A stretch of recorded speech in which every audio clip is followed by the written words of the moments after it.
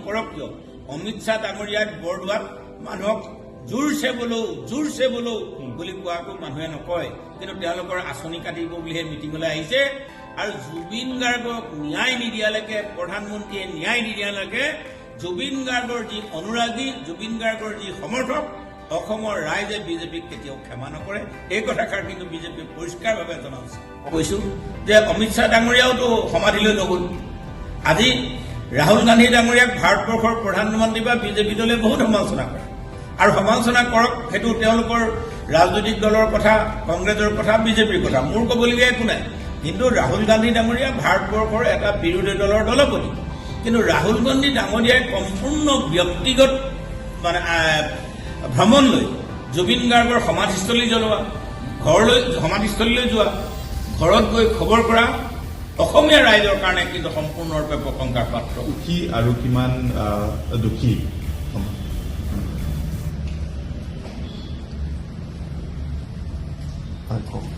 এখন চৰকাৰৰ কাম হ'ল জনসাধাৰণৰ কল্যাণ সাধন কৰা আৰু উন্নয়নৰ পথ প্ৰশস্ত কৰা চৰকাৰ এটা ধাৰাবাহিক প্ৰক্ৰিয়া এখন চৰকাৰে কৰি যোৱা কামৰ পিছৰ কামখিনি অন্য এখন চৰকাৰে কৰি লৈ যাব লাগিব আজি যেনেকৈ বিজেপি চৰকাৰ হলেও সৰ্বানন্দ সোণোৱাল ডাঙৰীয়াই 2020 চনত অমিত শ্বাহ হতুৱাই যিটো সৌন্দৰ্যবৰ্ধন প্ৰক্ৰিয়া আৰম্ভ কৰিছিল বৰদোৱা সত্ৰৰ আজি অসমৰ মাননীয় মুখ্যমন্ত্ৰী ডাঙৰীয়া হিমন্ত বিশ্বই কমপ্লিট কৰিলে ইয়াতে নতুনত্ব বুলি ক'বলগীয়া একো নাই মই কথা এটা কৈছো যে আৰম্ভ কৰিছিলে শেষ হ'ল আজি যদি সৰ্বানন্দ সোণোৱাল থাকিলেহেঁতেন তেতিয়া হ'লহেঁতেন আজি বৰা গাঁৱৰ যিটো শ্বহীদ স্তম্ভ বা শ্বহীদৰ পাৰ্ক সেইখনতো মই জনাত কা আন্দোলনৰ সময়তে সৰ্বানন্দ সোণোৱাল ডাঙৰীয়া মুখ্যমন্ত্ৰী থাকোঁতে আধাৰশিলা স্থাপন কৰিছিল এতিয়া মোৰ প্ৰশ্ন হ'ল শ্বহীদৰ পাৰ্ক বনোৱা বৰদোৱাৰ সত্ৰৰ উন্নয়ন কৰা ফ্লাইঅভাৰ বনোৱা এই সকলোবিলাক ঠিক আছে কিন্তু মোক এটা কথা পদিয়াই দেখুৱাই দিয়ক মধ্যবিত্ত শ্ৰেণীৰ পৰা যিসকল অসমীয়া মানুহে ব্যৱসায় কৰি আছে সেই অসমীয়া ব্যৱসায়ীসকলৰ উন্নয়নৰ কাৰণে অসমৰ মাননীয় মুখ্যমন্ত্ৰী ডাঙৰীয়া কি আঁচনি দিছে ঠিক আছে হিতাধিকাৰী সৃষ্টি কৰিছে উদ্যমিতা আঁচনিয়ে যদি লাখপতি বাইদেউ কৰিব খুজিছে আমিও আজি তাৰিখত অসমীয়া ৰাজনীতি কৰিলেও অসমীয়া হিচাপে আমি উদ্যোগী হিচাপে আমাৰ পৰিচয় আছে কিন্তু এই উদ্যোগী থকাসকলৰ কাৰণে অকল মই বুলি কোৱা নাই এনেকুৱা বহুত মানুহ আছে বহুত বিল্ডাৰ আছে তেওঁলোকো উদ্যোগীয়ে ধৰক কিন্তু তেখেতসকলৰ কল্যাণৰ কাৰণে বা তেখেতসকলক ওপৰলৈ লৈ যোৱাৰ স্কিম এখন মুখ্যমন্ত্ৰী ডাঙৰীয়াই ঘোষণা কৰক হয় আজি আদানী আহিছে আদানীৰ প্ৰাইভেট হস্পিটেল আজি মোদী ডাঙৰীয়াই সেই উদ্বোধন কৰিছে যেহেতু সেইটো এয়াৰপৰ্ট 50 বছৰৰ কাৰণে দিছেই এতিয়া কথা হ'ল কি তাত চৰকাৰৰ পইচাৰে উদ্বোধন কৰি খৰচাটো ক'ৰ পৰা গৈছে এই কথাবোৰতো প্ৰয়োজন আছে গতিকে মই ক'ব খুজিছোঁ যে 2026ত আজি যিটো দিছপুৰ সমষ্টি তাৰ পৰা ৰাইজৰ দলৰ প্ৰতিনিধি হিচাপে মই নিৰ্বাচন খেলাৰ পোষকতা কৰিছোঁ বা দলে এই সিদ্ধান্ত গ্ৰহণ কৰিছে এতিয়া কথা হ'ল যে দিছপুৰ সমষ্টি মই ক'লেতো ক'ব উন্নয়ন নাই হোৱা আজি দিছপুৰ সমষ্টি ভাবি প্ৰাৰ্থী বুলিয়ে কৈছোঁ বিজেপি দলৰ জয়ন্ত দাস ডাঙৰীয়াই উদাত্ত কণ্ঠৰে কৈছে অসমৰ 126টা সমষ্টিত দিছপুৰৰ কোনো উন্নয়ন নাই আৰু দিছপুৰৰ কোনো উন্নয়ন নাই বিধায়কজন শুই আছে অতুল বৰা ডাঙৰীয়া গতিকে ইয়াৰ ক্ষেত্ৰত আকৌ আমি কি ক'ব লাগে যে বিজেপি দলে উন্নয়ন কৰিছে বুলি নিজ দলৰ উপসভাপতি ভাবি প্ৰাৰ্থী দিছপুৰৰ তেওঁ এই কথাবোৰ কৈছে গতিকে মই এটাই ক'ব খুজিছোঁ যে অসমৰ উন্নতি সাধনৰ কাৰণে যুৱ প্ৰজন্মৰ উন্নতি সাধন হ'ব লাগিব কেৱল লাখপতি বাইদেউ সৃষ্টি কৰিলে অৰুণোদয় আঁচনি দি সহায় কৰিলে নহ'ব মানুহবিলাকক ৰঘুমলা হৈ জীয়াই থাকিবলৈ বিচৰাতকৈ আত্মনিৰ্ভৰশীল ভাৰতৰ কথা যিটো ভাৰতবৰ্ষৰ প্ৰধানমন্ত্ৰীয়ে কয় কিন্তু আমি ইয়াতে আত্মনিৰ্ভৰশীল ভাৰতৰ কোনো প্ৰক্ৰিয়া অসমত দেখা নাই আত্মনিৰ্ভৰশীল ভাৰত হ'বৰ কাৰণে হয়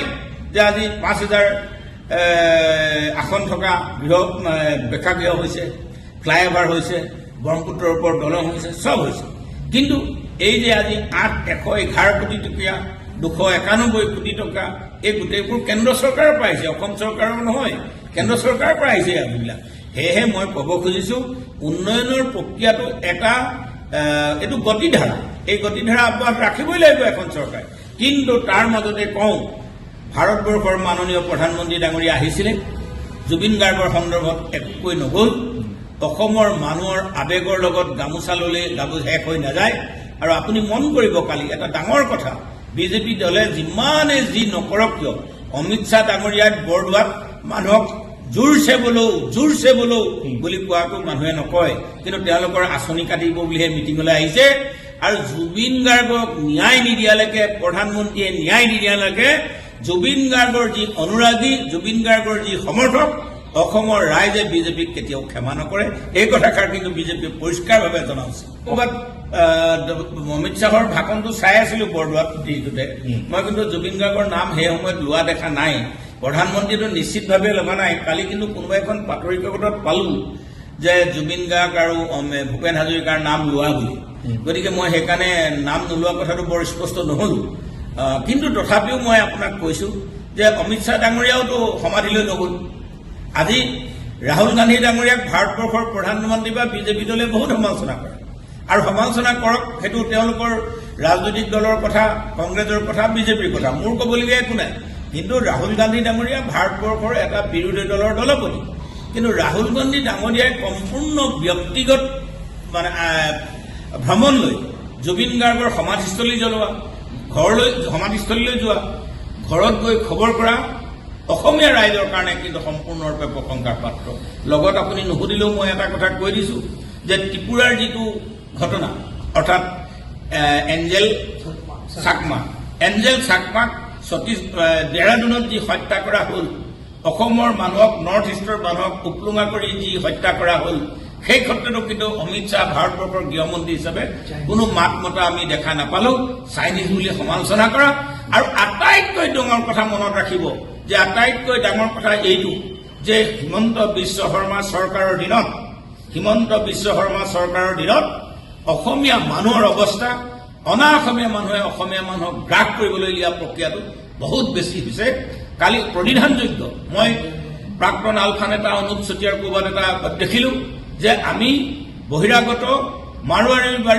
মাৰোৱাৰী বিহাৰী বঙালীৰ আগ্ৰাসনৰ কাৰণে অৰ্থনৈতিক এটা আন্দোলন গঢ়ি তুলিছিলো। আলফাৰ আন্দোলন মূলতে কিন্তু অৰ্থনৈতিক আন্দোলনে আছিল। গতিকে এতিয়া কিন্তু যিবিলাক কথা হৈছে অসমৰ ৰাইজৰ কাৰণে নিশ্চিতভাৱে নহয়, অসমীয়াৰ কাৰণে ভাল নহয়। হিমন্ত বিশ্ব শৰ্মাই এইটো কা আন্দোলনৰ ভদক কৈছে, আদি বঙালী ভাষী আনি পিনে অসমীয়া জাতি বচাম বুলি কৈছিলে, আৰু APSCৰ প্ৰথম পেপাৰ দুখন তেওঁৱে কাটিছিলে অসমীয়া পেপাৰ দুখন। গতিকে আপোনাৰ অকল ফ্লাইঅভাৰ, বাট পথ, 5,000 টকা অধিয়াৰ বনালে নহ'ব। অসমৰ মানুহৰ জীৱন ধাৰা উন্নত হ'ব লাগিব। অসমৰ মানুহৰ পৰা অসমৰ ডেকা ল'ৰা বিদেশলৈ বাহিৰলৈ, ৰাজ্যৰ বাহিৰলৈ 10-12 হাজাৰ টকা চাকৰি বিচাৰি যাব নালাগিব, আৰু মৰিলে ঘূৰাই আনিম বুলি কোৱা কথাটো নহ'ব। ক'ত কিমান গৈছে, কোনে কি কৰিছে অসমৰ চাকৰি, চৰকাৰখনে আজিৰ তাৰিখত এই পুৰণা বছৰটোতে হিচাপ দিয়ক যে চাকৰিবিহীনভাৱে গৈ কিমান নাৰ্ছ অসমৰ পৰা ওলাই গ'ল, কিমান নিবনুৱা যুৱক চিকিউৰিটি চাকৰি কৰি গুচি গ'ল, ড্ৰাইভাৰৰ চাকৰি কৰিবৰ কাৰণে গুচি গ'ল। তাৰ এখন লাজ অসমৰ মানুহক দিবৰ কাৰণে অসমৰ মাননীয় মুখ্যমন্ত্ৰী ডাঙৰীয়াক এই বছৰতে মই দাবী কৰিছো। 26ৰ নিৰ্বাচনত দিছপুৰ সমষ্টিত কিদৰে আগবাঢ়িব আৰু অসমত কিদৰে প্ৰভাৱ পৰিব ৰাইজৰ দলত? চাওক, ৰাইজৰ দলৰ সভাপতি অখিল গগৈ ডাঙৰীয়াই বিভিন্ন সময়ত বিভিন্ন বক্তব্য ৰাখিছে। আজি জুবিন গাৰ্গৰ ক্ষেত্ৰত আটাইতকৈ যদি সৰব নেতা তেতিয়াহ'লে সেইজন হ'ল অখিল গগৈ। আৰু আমিও বিচাৰো জুবিন গাৰ্গৰ বহুজন ব্যক্তিয়ে সামাজিক মাধ্যমতে হওক বা মিডিয়াতে হওক বা নিজৰ ফেচবুক পেজতে কোৱা দেখিছো, জুবিন গাৰ্গৰ হত্যাকাণ্ড ই এটা ৰাজনৈতিক হত্যাকাণ্ড, ই কেৱল হত্যাকাণ্ড নহয়, আৰু ইয়াৰ লগত